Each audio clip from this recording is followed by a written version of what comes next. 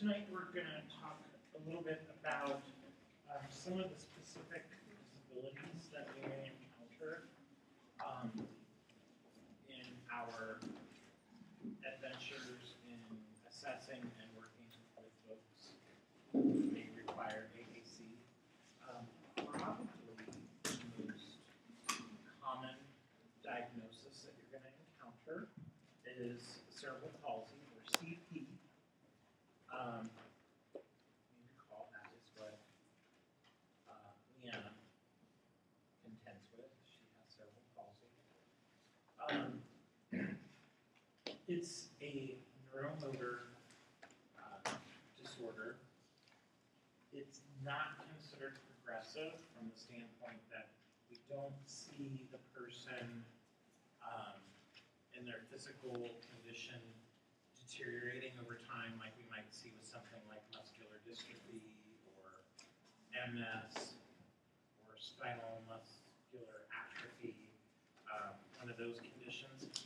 It's considered a chronic condition, meaning that the problems that are associated with it are ongoing and relatively speaking stable. Although if we don't intervene, if we don't take certain precautionary measures, they can run into lots of complications like contractures, joint fixation, things of that nature. So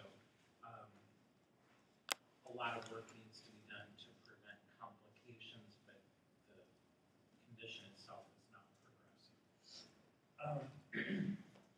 It's a fairly common condition occurring about 1 in every 500 births. So we have not seen much fluctuation in the incidence rate over time, whereas some conditions there seems to have been an increase or an influx, like with autism. We've not really seen any significant changes upward or downward in incidence and prevalence rates with CP, so it's relatively stable. Typically, folks that have CP have a relatively normal lifespan. They typically will grow into adulthood, although it is somewhat shorter than the general population. And usually that's due to the chronic nature of their condition that makes them more prone to some complications over time.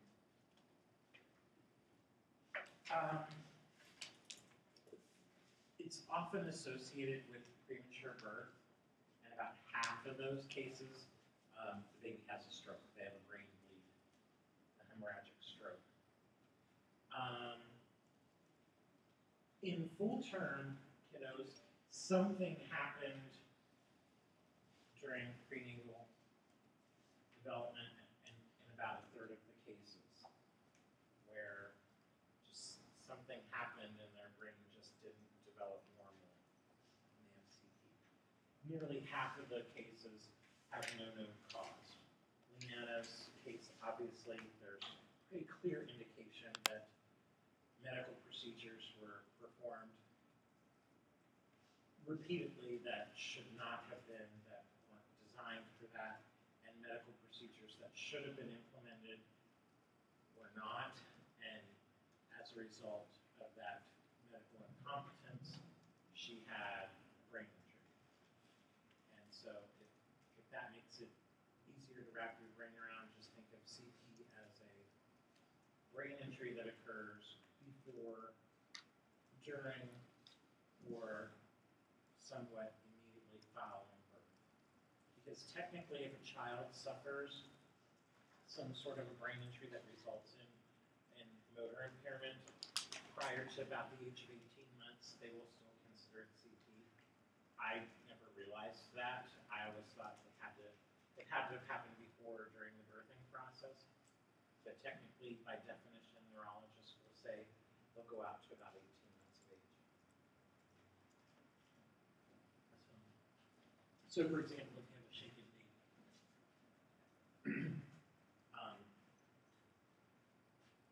that child may be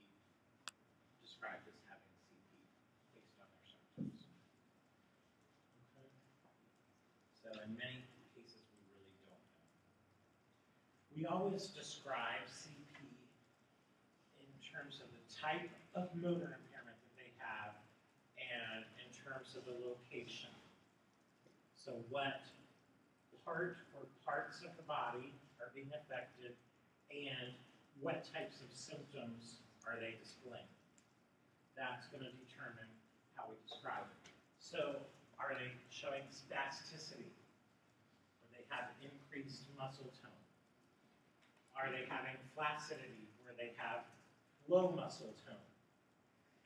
Are they having some sort of a dyskinesia or dyskinetic, where they might have athetosis, which is uncontrolled movement, difficulty initiating and stopping motion? Or do they have some sort of a dystonia, which is sort of a repetitive, tremorous, uncontrolled movement?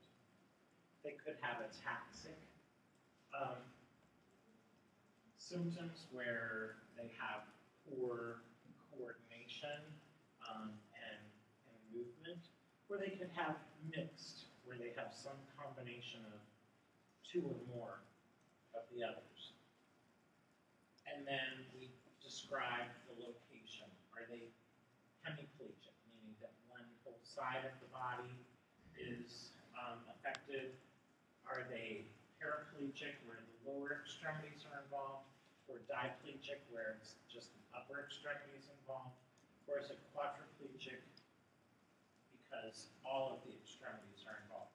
So, does anyone remember, or even if you don't remember, would you care to hazard a guess as to which type Leanna has?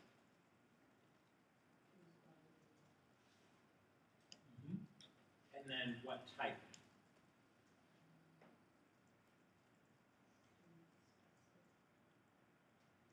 I think that she had mixed, because if I'm remembering correctly, because she does have both a combination of increased and decreased muscle tone. So that would be mixed. I'll verify that with Mom, but I'm pretty sure that she had some of each, and they noticed that when she was an infant, that she was showing both increased and decreased. I don't know what IT is doing, but every freaking computer I've been on today has been wanting to shut down and update. I'm in 3 different buildings today. So typically what you will hear or see is the type of motor dysfunction first, and then the location. So you might see that a person has a mixed spastic, flaccid, quadriplegic cerebral palsy, or they might have an athetoid, hemiplegic cerebral palsy. So they typically will see the type of symptom or motor presentation first, followed by the location when they make the description. Okay? Not always, but typically that's what we will see. From an assessment standpoint, thinking about the things that we talked about Tuesday, what special considerations do you need to keep in mind when assessing someone that has CP? Think about those different domains. Do you remember the assessment domains? What are some of the assessment domains that we talked about? Those assessment areas. Yes? The OT would help in like placement and seating. Yeah, positioning, fine motor control are going to be major issues, and you really are going to need the help and input of an OT, because they're going to help us figure out even what's the most reliable type of access. So let me ask you, because I've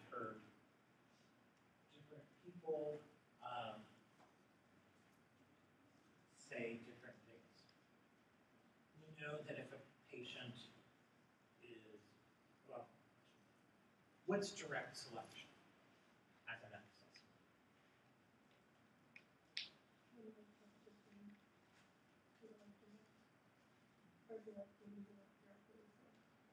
Well, and that's the question. Is it only direct selection if the patient uses their finger or a mouth stick or something like that? Or is someone who's using a dot system, like Leanna has, where they're focusing and honing in on it? There are those that say no, that's scanning. There are those that say that's direct selection. There's not necessarily right or wrong answer to this, but who would say if you have a head pointing dot that you're using reliably, that's direct selection? Anyone honestly feel like that's scanning?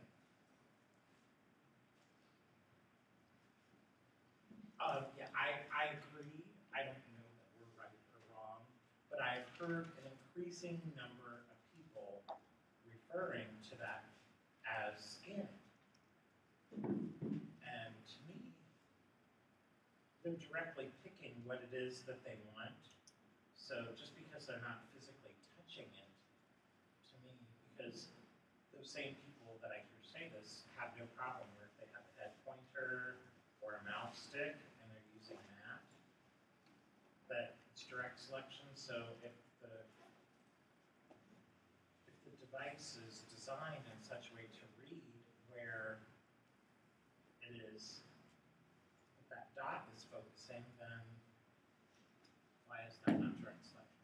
Anyway, so we definitely need to take into consideration their motor control issues and how they're going to most reliably access the device.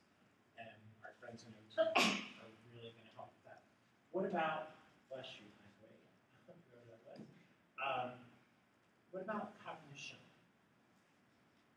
Are we typically overly concerned about cognitive function, folks with CP? Let me ask you this.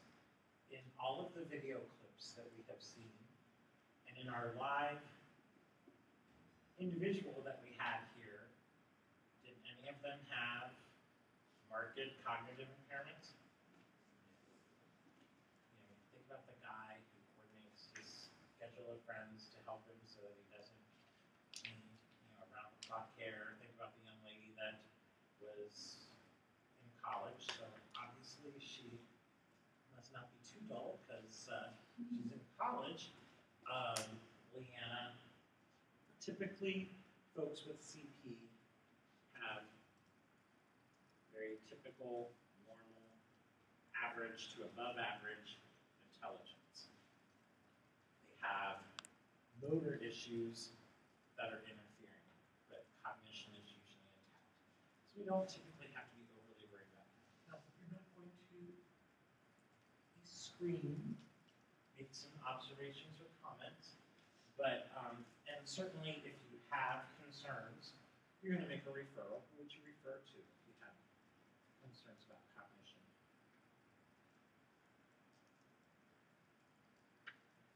Psych or neuropsych? Preferably neuropsych, if you can access. That's their specialty. So just thinking in terms of those different assessment domains, probably our main thing that we're going to be concerned with is their motor skills in terms of access and their language skills. At least receptive. Okay? All right. So, having said that, there are studies that say up to 50% folks with CP do have some degree of cognitive impairment. But these are most likely to be seen in cases of quadriplegia and oftentimes in cases where there is some sort of trauma. It's like shaken baby, things of that nature. Preemies, maybe, depending on the nature of their deficits in terms of what caused it. But we're typically not talking like severe to profound cognitive impairment. We're talking more like borderline cognitive impairment, where we know that the normal range is 85 to 115 IQ. And a lot of times we might see kids that are like in the 79, 83, in that high 70s, low 80s range that are really not considered mildly cognitively impaired yet, because it isn't the cutoff. I think the cutoff for mild cognitive impairment starts at an IQ of 69. So what do we do with those people that are like from 70 to 85? They're borderline. So don't take that as like contradictory. We're talking relatively subtle, mild. A lot of them may not be a true cognitive impairment, it may be a learning disability. The incidence of learning disabilities is really high because visual acuity and visual perceptual deficits are very common. So that could lead to learning disabilities.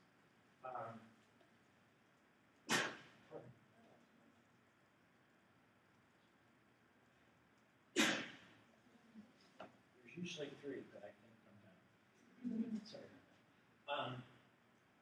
Surprisingly, I think, maybe it's not to you, but I think it is surprising, language deficits and hearing deficits are relatively uncommon. Only about 30% of the cases have a language or hearing deficit. But about 80% of them have dysarthria, and that's why they need AAC, because their speech is so severely dysarthric to render it not functional. What is dysarthria? You guys haven't had motor speech disorders yet. Here at Miami, we don't teach that until the graduate level, but we've talked about it in other classes. Probably talked about it in neuro. I know we talked about it a little bit in 127. We have for that. So what is dysarthria? Okay. Let's do a fill in the blank. Dysarthria is a motor speech disorder where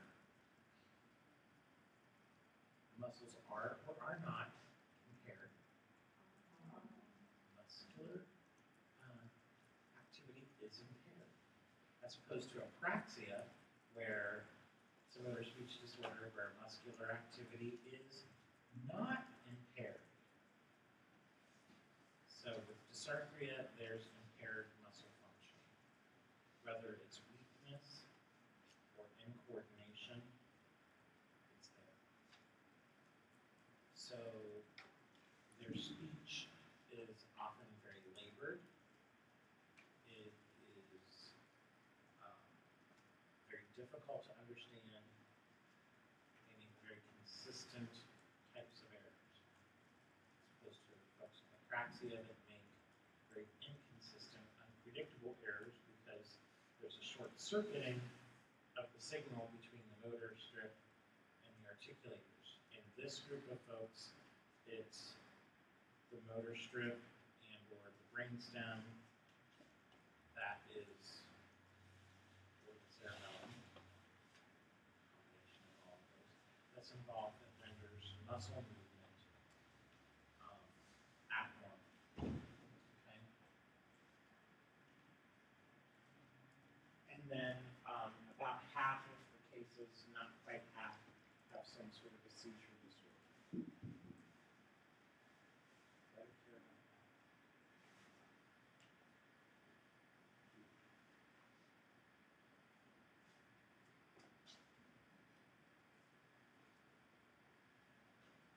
Anyone here ever witnessed someone who's had a seizure?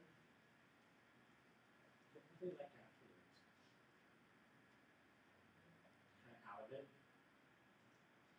lethargic, maybe somewhat confused. They call that a post-ictal state. And so we do want to kind of know how often are they having seizures, if at all. Because, frankly, I don't want to evaluate them right after they've had a seizure. And I've had that happen where the mom says, oh, he's a little out of sorts right now. He had a seizure right before we came. Okay. Maybe we should reschedule the assessment because we're probably not going to get the most realistic or representative picture of what they're able to do. But at the same time, you may want to see what they look like, how they act after a seizure, because they may not be able to access their communication system reliably or as functionally after they've had seizure to be then at a time of being seizure free. So you need to kind of be aware of it. Sometimes medications that they use for controlling seizures can have side effects that we would be concerned about as well. So you do want to know. Okay. Another area of interest to us, another condition that we may encounter, and it's actually, we're encountering it more and more, is in the population of folks who have intellectual impairments or intellectual disabilities. We really did not see AAC of any kind being introduced to folks with cognitive impairments or intellectual disabilities in the mid-80s. So back when I was in graduate school, we were just starting to really see any kind of attempts at using AAC with folks that have cognitive impairments. Until then, pretty much left them to their own devices, which is unfortunate. Times and laws and attitudes were changing.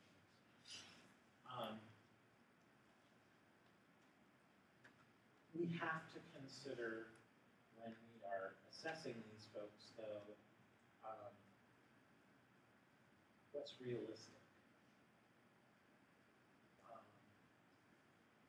Some AAC systems have a much higher cognitive burden than others, and we have to take that into consideration. If you have a person who's relatively high functioning, so has an IQ in the mild range of impairment, then I think we can be much more flexible. We have a lot more choices in what we're going to consider for them.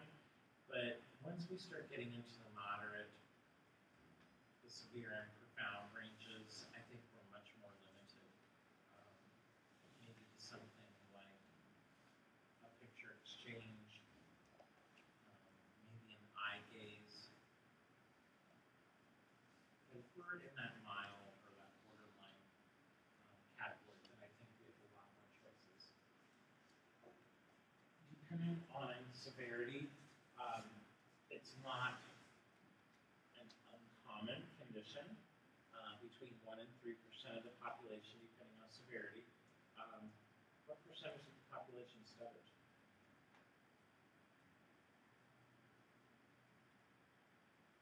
1%. So this is as, if not more common, than stuttering. And I bet every single one of you knows at least one person who stutters. Typically, if you know one, you're going to know several because it usually runs in families.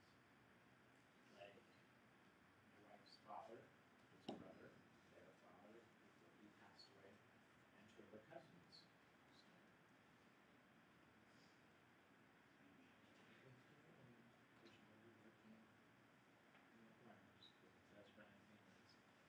So with cognitive impairment, chances are good that you know someone.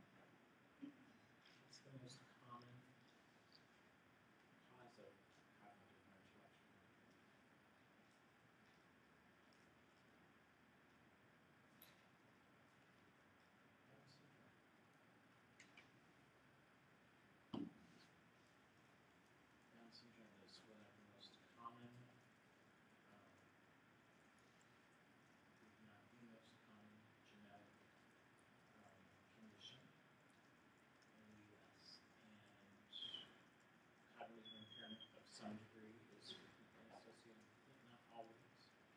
There are a lot of folks with Down syndrome that have actually IQs. I can remember years ago there was a TV show called Life Goes On. It was about a family. They had a son who had Down syndrome. And it was the actor who played the character actually had Down syndrome. On the show, he had a girlfriend who also had Down syndrome, and they were obviously bright enough to have high school. They were able to memorize their lines. So there's a range. I had a young lady that I worked with who had Down syndrome who was an escape artist. She loved to get away, go out and explore the neighborhood, and every single door and window lock that her parents tried, she was able to figure it out. She even was able to watch. They even resorted to like keypad touch, and she was able to watch them and figure out what the codes were. Um, so basically, short of handcuffing her to something in the home, they basically had to say, okay, we're trying to stop her from eloping by putting barriers. Why don't we try and educate her on why she shouldn't be doing this? That if she wants to go out to get someone to go with her, amazingly, when we talked to her about the risks, she understood safety. She typically would climb over on the roof in front of her. She had a dormer window in her bedroom, and so she would climb out and find her sitting, hanging over the gutters. She said her goal was to get out of high school and go to the University of Kentucky so she could marry a football player. So, okay, she's got a plan. Sid's going to marry well and be fine. And actually, they did IQ testing on her, and her IQ came out like 87 or 88. So, below average. She'll be fine. She actually came in one day and she goes, I had been seeing her since she was 7. By this time, she was like 12. She was really mad. We had a career day today. School was today. Why are you mad? I can tell by the way you said we had a career day today. And she said, yeah. I don't know why. They told me I could go have an extended lunch rather than sitting on the career day stuff. And I was like, really? She goes, yeah, I think this is what she said, I swear. It's tell she how smart this kid was. She goes, yeah, she said, I think they have visions of me being a backer at Kroger. And I was like, okay, Sid, so what do you want to do? And she said, well, I don't know, but that's why I wanted to go to career day. We'll talk to them because it is kind of an ongoing thing. So needless to say, the next week she wasn't having an extended lunch. But yeah, I thought it was so funny. Even she has a stereotype. I'm like, Sid, stop. You're killing me. But anyway, so it's a relatively common condition, and they account for a fairly significant number of non-speaking school-aged kids. As I said, it's frequently seen in Down syndrome. It's also very commonly seen in autism and pervasive developmental disorders as well.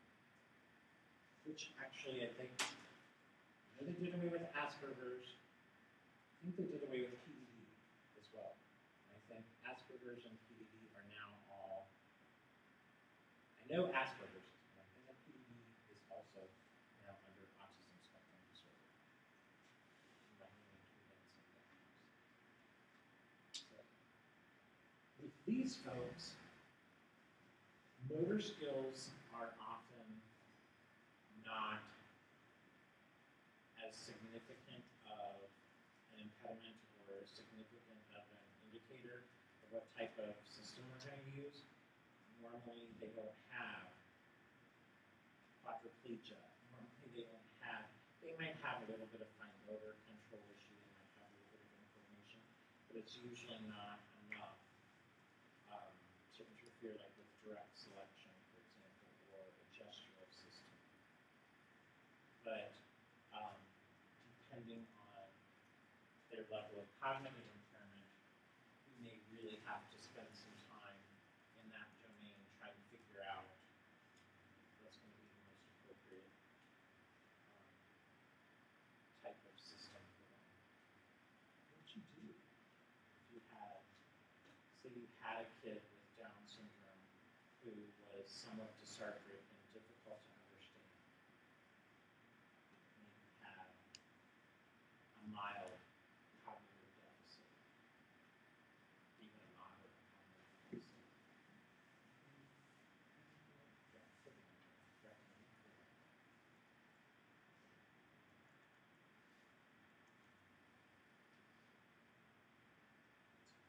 Questions back at me. We can create this in the book.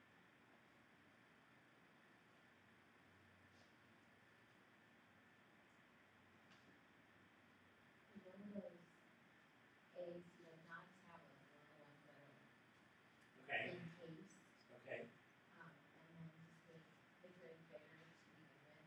Okay. They've been having more force, but more, right, since you So say, more overlays, more pages, embedded pages. That might be an option. Particularly if they have pretty good motor skills, you could get it either with or without the overlay, the plastic overlay to help. Might be an option. Tablet might be an option. Not gestures. I've seen particularly in children with Down syndrome who are late talking for whatever reason, they do often respond very well to the use of signs. So we can at least get some language going, basic language, and then we can work on speech as it becomes more viable option. Typically, picture exchange might be an option, particularly if they have fairly significant cognitive impairment. That might be simpler for them. The problem is the cognitive demand. They're probably not going to be able to remember which things are on which page. So you might have to have separate picture exchange books for different environments, like maybe one for the classroom, one for the lunchroom, one for at home, where you, so that you can, they're going to have less that they have to sort through. It's that cognitive burden. And remember, if we keep the cognitive burden low, we can typically afford to make the motor demands a little bit more. So that's why having some sort of a direct selection type of system might be very appropriate. So could you almost have something then that has like a very small group that would have lots of options on it if their motor skills are good, because then you wouldn't have to go over as many pages, if you have more options quickly. Good. Typically, they're going to have like a main navigational page that they can then hop to other things from. So yeah, we can definitely do that.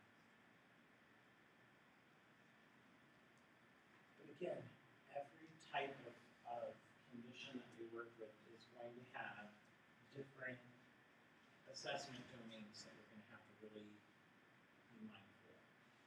So it's all different, but others, it's really particular ones that we have to hone in on.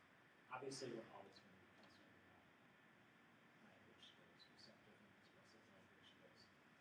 But in terms of what are the other domains that are going to have the biggest impact on their success or lack of success, it's really going to vary by diagnosis. Okay. So, let's think about all this.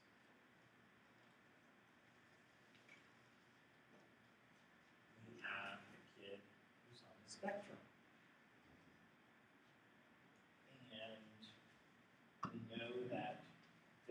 impaired social interaction, they have significant impairments in communication, and they have these abnormal behaviors.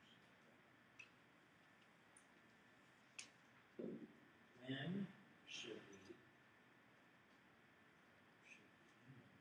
consider the introduction of some sort of an AAC system for kids with autism?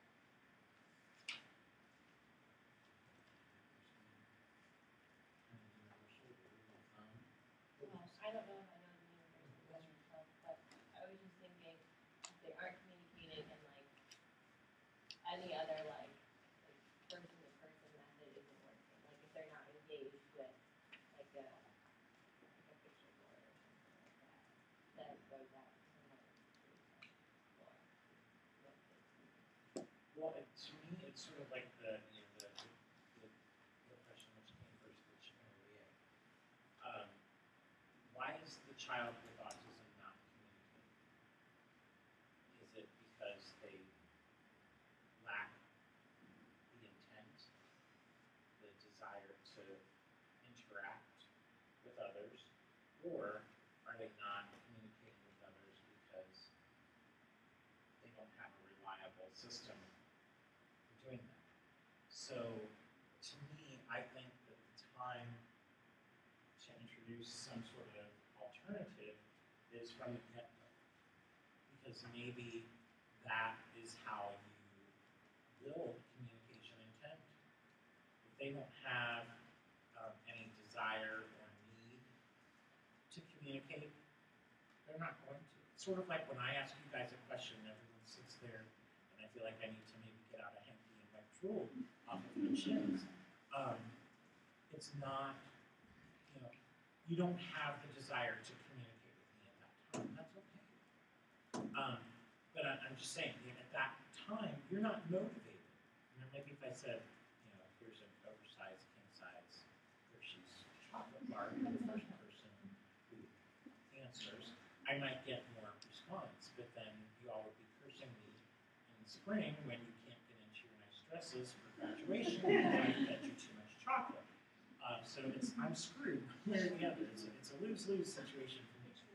But you get my point, is that if there's not a desire to communicate, communication's not going to happen. But with children who are on the spectrum, that's our dilemma. Why is there no desire? Is there no desire because it's just inherently part of the spectrum of symptoms of autism? Or is there no desire to communicate because they've not had a reliable method to communicate that's gotten them success?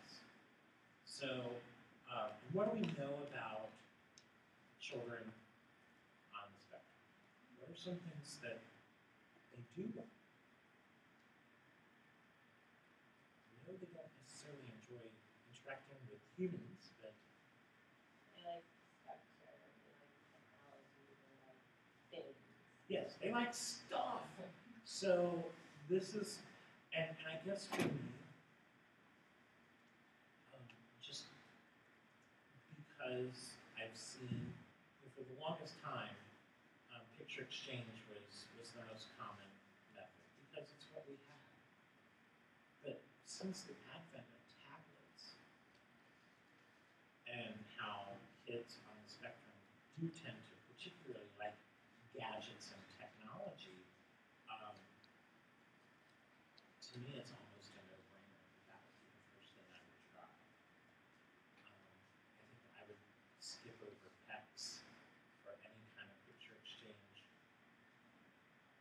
except in rare situations. I think I would try and go straight to some sort of a tablet-based device, just because we can use it for much more than just communication.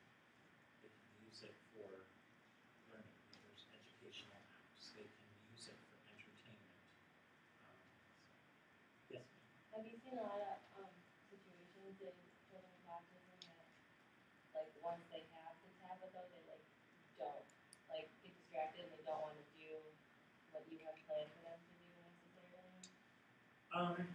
I think that there's there's always that risk, but I think if you introduce it in a structured manner, and so they become accustomed to it being more of a tool than just something to randomly engage with.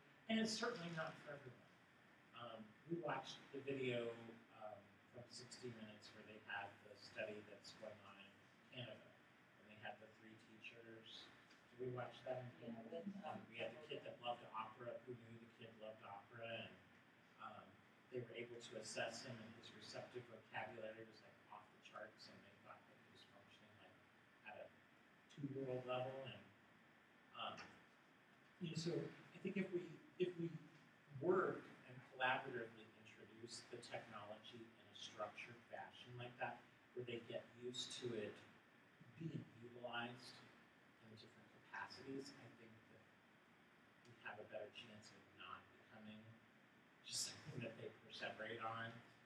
But there's always that risk, and it's not for everyone. like how would you introduce it in like a structured way? Like especially if they had one at home that like their parents been playing games on, like how like I don't know, what would you do? First of all, if they already had one, I'd probably say, hey, can we bring that to school? And I'd load what we wanted onto there, where I would make sure that we had a lot of the same things we're using running exclusively at school, and that we try and have a lot of the same things on so there's consistency, so the screen looks the same. And I think that we try and build in structure and routine that way with them, and they only get access to the fun stuff after or as a reward for a communication attempt or for completing a lesson or whatever it might be. But I think that if you put in some sort of contingencies and limit their access to the non-essential stuff, that everyone's got to be on the same page. I think that's the key. Sometimes that's really, really hard. Because I'll be honest, I mean, I've seen, and I'm sure you have seen, imagine if you're a parent of a child with special needs like autism. You also have 1 or 2, 4, 6 other kids.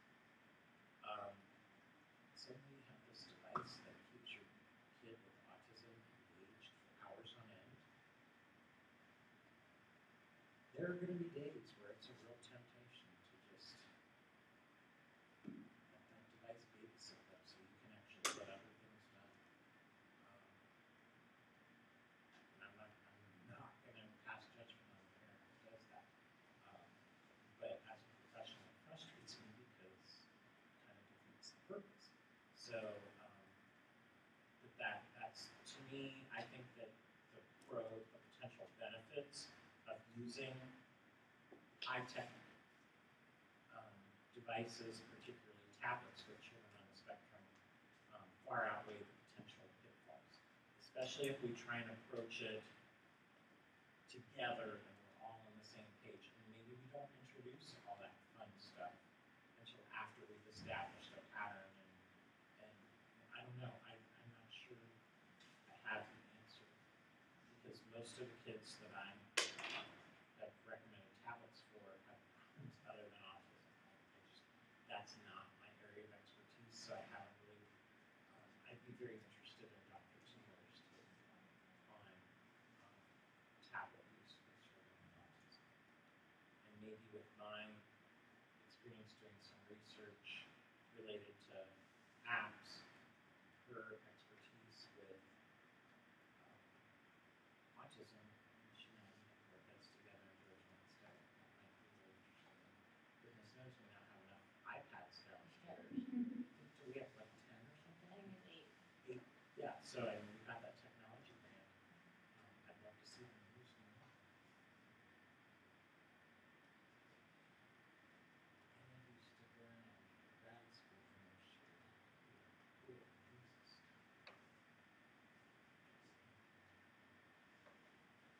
Anyway, so unlike our kids with cerebral palsy where they usually have a real desire to interact. They just are these normal, otherwise normal individuals locked into a body that's not cooperating with them. We have kind of the opposite with children on the spectrum. Typically their bodies are working fine. It's their mind and their brain that's kind of locked in. And so we have very different concerns that we consider when we're working with them. But the earlier that we can intervene, the earlier that we can introduce any kind of technology, any kind of methodology for promoting communication intent and social interaction, the more likely we are to see some communicative success. But again, you're going to be doing an assessment. At least initially, I would keep that list of the domains kind of handy and kind of pre-plan through. Okay, I know the kid has been diagnosed with this, and this. Which of the domains do I really need to likely be most concerned with, or make sure that I have good information about, because they're most likely to impact. And I think for your kids with CP, it's the motor domain. Obviously, kids with cognitive impairment, it's going to be the cognitive domain. And I think for kids that are on the spectrum, it's going to be their linguistic competence and their social interactions. Does that kind of make sense? It's really not rocket science. So much of what we end up doing, every year, KP does interviews and a survey of our grad students in their rotations, as well as the supervisors of our grad students. And invariably, when we get into looking at the results, a lot of times you'll see students say, "We need more on treatment techniques for motor speech disorders. We need more on treatment techniques for, I don't know, articulation." Folks, a lot of it is the same regardless of the diagnosis. It's just applying it slightly differently. And it's kind of the same with this. You already know how to do a pretty thorough assessment. There are just other areas and they may even be areas that you're not going to be the one assessing, that you have to have the information about that you need to be able to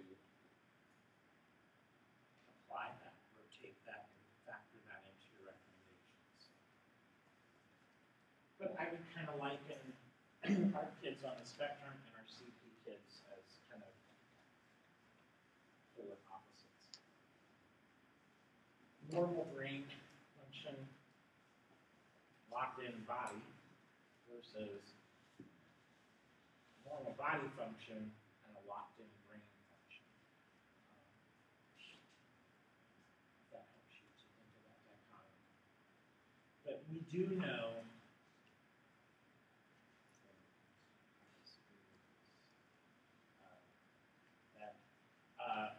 intellectual impairment is common in autism. Depending on whose research you read, it varies anywhere from 25 to 75%. But I would say this: how do we typically assess intellectual capability? IQ tests, right? What's a problem with IQ tests? They're language loaded. They tend to grossly underestimate the cognitive or intellectual capabilities of children who have hearing impairment. They tend to grossly underestimate underestimate the cognitive capabilities of children from ethnic, racial, and or socioeconomic minorities. So do you think they might grossly underestimate the cognitive capabilities of children who, by definition of their diagnosis, have a significant language problem? Even if we take the language part out, okay, because there are tests of cognitive function that are not linguistically loaded. What's the other major problem of children with autism? It's the triad, diagnostic triad. They have impaired communication, they have behavioral abnormalities. What's the other problem that they have? Social interaction issues. In order for you to get a reliable measure of a child's cognitive and intellectual function, they got to be willing to engage with you around the test. Maybe that might impact the results that we get. So I would just say, really be skeptical about the incidence rates of cognitive impairment in children that are on the spectrum, because I really think that the whole assessment process for cognition is wrought with pitfalls, and that may dramatically skew the results even of some of the most skilled testers. So, is it possible that they have cognitive impairment? Absolutely. Is it likely that some percentage of them do? Yes. Some percentage of the general population. I don't know that I have ever read anything compelling to suggest to me that the incidence of cognitive impairment is nearly as high as what we've historically assumed. That's just me. And I will admit, I am not an expert on autism. I have not seen hundreds and thousands of kids on the spectrum like some of my colleagues have. But from my experience and from the research literature that I've reviewed, I'm always a little skeptical at the end when I see such high numbers as like 75%. I think it's reasonable to assume that the incidence of cognitive impairment is going to be higher in the population of children with autism spectrum disorders. We know that brains are different. We know that they're differently wired. But I'm not sure that I'm willing to leap to that 3/4 of them have a cognitive impairment. Grace, you were going to ask something? Yeah. Is it possible, to do an IQ test in an AAC device?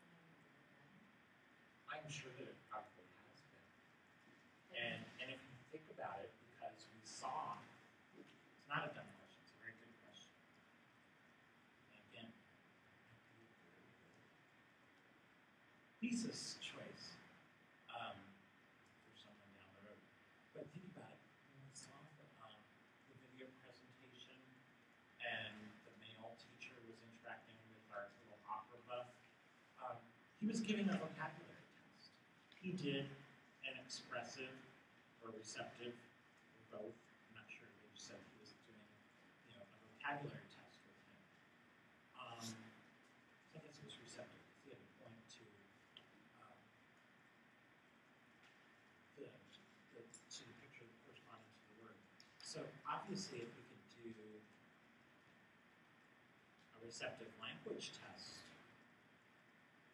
with the device, what would prevent us from doing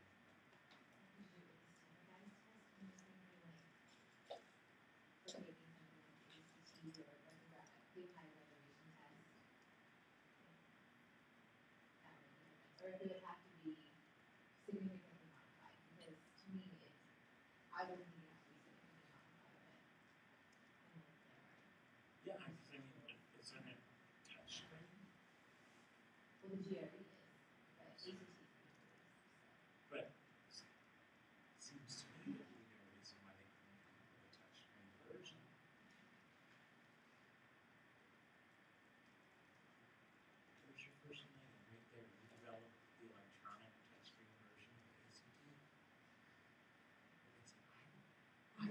remember when she brought that up in Dr. Hunt's 427 class, and now she could buy and sell all of us because she had that idea.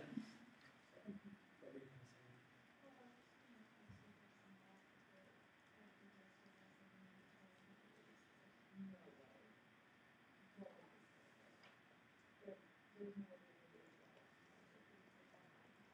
Right. But to me,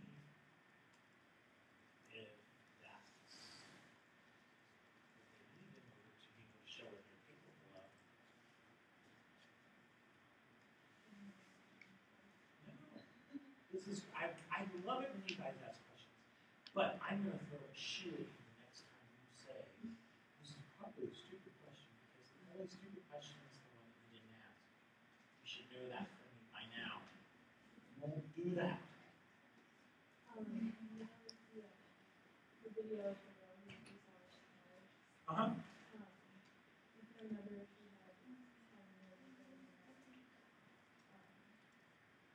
I think she, I'm trying to remember what her mode of access was. She had a lot of head bobbing, so I'm sure it wasn't an eye-based system. I think she must have had some, now that I think about it, I think she did have some upper extreme, yeah, because she made me use a joystick for her pictures. But for someone that couldn't do that, how would they even bother taking a test to go to college? I feel like they should, but how would they do that? Is there another way to do that? I'm thinking that there must already be, there has to be a way. Or maybe they have an aid where they read the question, they use some sort of a communication system to tell them the aid marks their answer. I think we need to look into that.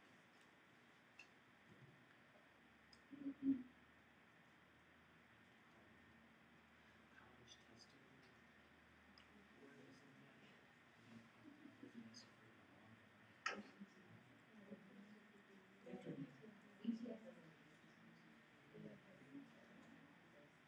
I started high school back in the 70s, and it's like applying to college in the early 80s. So things were really different.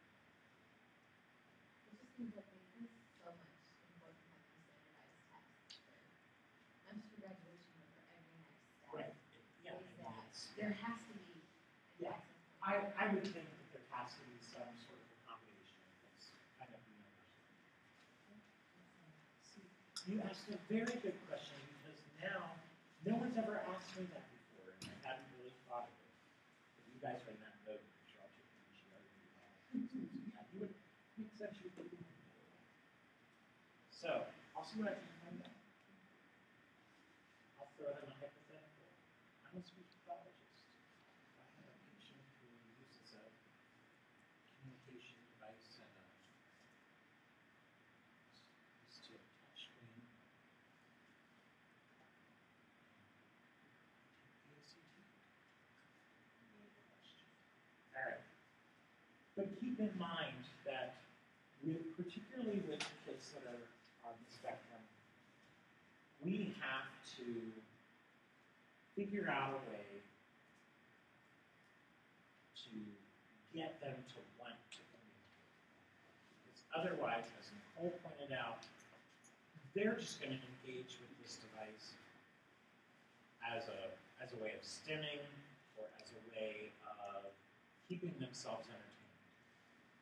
We need to make sure that we work on communication intent.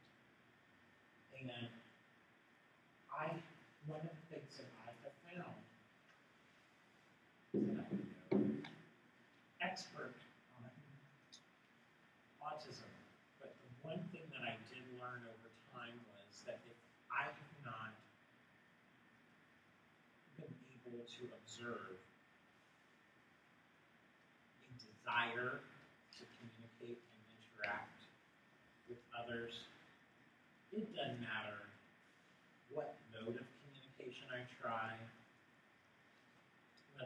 try some sort of picture exchange, whether I try gestures, whether I try, computer in children on the spectrum, if you have not established or can't establish that there's a communication intent there,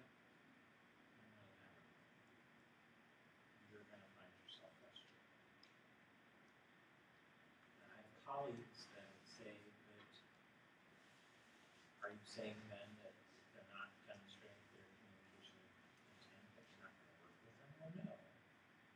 I am, but I need to realize that that needs to be a primary focus of my treatment, is to try and build and establish that desire to communicate. Because otherwise, sort of like the patient who stutters. I can show them the strategies that they need to utilize in order to not stutter. But if they don't choose to use them, particularly outside of their interactions with me, they're still going to stutter. It's like the voice client that you work on altering their pitch and their intensity patterns. They sound great in the therapy room, but the minute they walk outside, they fall back into their previous habits. And guess what? Their voice isn't going to improve. And so, to me, it's kind of the same thing. If we haven't established and built communication intent, we shouldn't be surprised if communication is not taking place. It doesn't really matter, but the method that we use becomes irrelevant. So,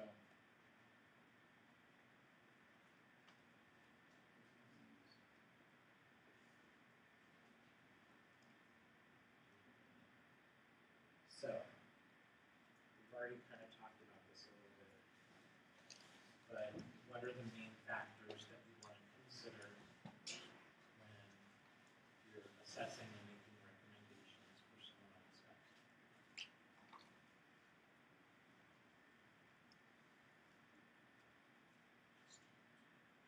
Not a big one. It's their level of social interaction and communicative intent. And so it may be that we need to work on those skills before we even make a final decision about what type of communication mode or communication system we're going to try. But in the meantime, I think the tablet's often a really good choice simply because there are a lot of instructional materials and apps that we can use, and there are things like the creepy eyes ones that look here, and like the eyes are like flashing at you, like ooh. Or the emotion ones where it helps them learn to identify and react to emotions. So there's a lot that I think that, to me personally, I think my default almost would be in working with children on the spectrum would be to introduce a tablet, just because I can use it not just for communication, but for instruction. But what are some of the other implications then? Nicole, what did you point out? Picture exchange. Oh wait, besides with the tablet. With the tablet, what? Oh. Yeah. With the tablet. Well, what do you do? Well, that you don't run the risk of them Getting distracted. And having a distraction. Absolutely, we do. But it may not be. There are some kids that may get distracted like that with pictures. Velcro. Remember, kids that are on the spectrum frequently have sensory issues. They love that Velcro, and that becomes a stimulant activity. So you just never know. You really have to be aware of what are their triggers. Some of them it's auditory. Working with them on a communication mode with voice output, maybe just enough to push them over the edge sensory-wise. They may not like that auditory simulation. For some of them, it may be visual. That may be too visually overwhelming. So maybe we need to go to something more gestural. So maybe like a tablet or something and you're not sure how to respond, is there like a call maybe? Like, Well, what yeah, would and be- typically you're gonna try it in the clinic first Okay. before you would recommend it. Yeah, absolutely. At least I know that's how we would do it. Although, like Dr. Scarborough's patient that I mentioned, I've already seen her using devices. I know, and she knows how to access the games, the educational games, as well as the purely fun ones. And so I knew going into it, I kind of already knew that that's probably going to be recommended for her, but it's completely appropriate. That's what other stuff once again, and once again, they don't have it. So I'm almost ready to drive to Indianapolis because I know where the Anthem building is. At the time that I lived there, it was the third tallest building in the city, and now you can't even see it when you drive to Indy. But back when I was there, Indianapolis had three skyscrapers. It did in Indianapolis. But I'm like, I'm tempted to just hand it to them, take a picture of you giving it to them, and saying, okay, now you have it, here's the proof, because I'm tired of the, you have it. What number did you fax it to? Somebody emailed and scanned it and requested a return receipt. And we got one. So someone got it and opened it. But anyway, so just be keeping in mind that while we don't, you've heard me say, you've heard other instructors say, we treat the patient, not the diagnosis. When it comes to AAC, that diagnosis can and often does have a dramatic impact or have dramatic implications on what it is that we choose to do. Does that make sense?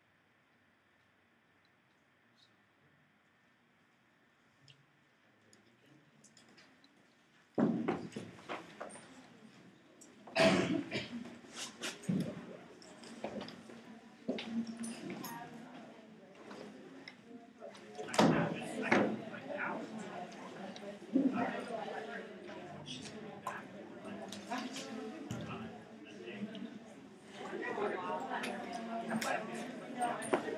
By the time I feel that she's going to probably, yeah, she's sent me an email today and said,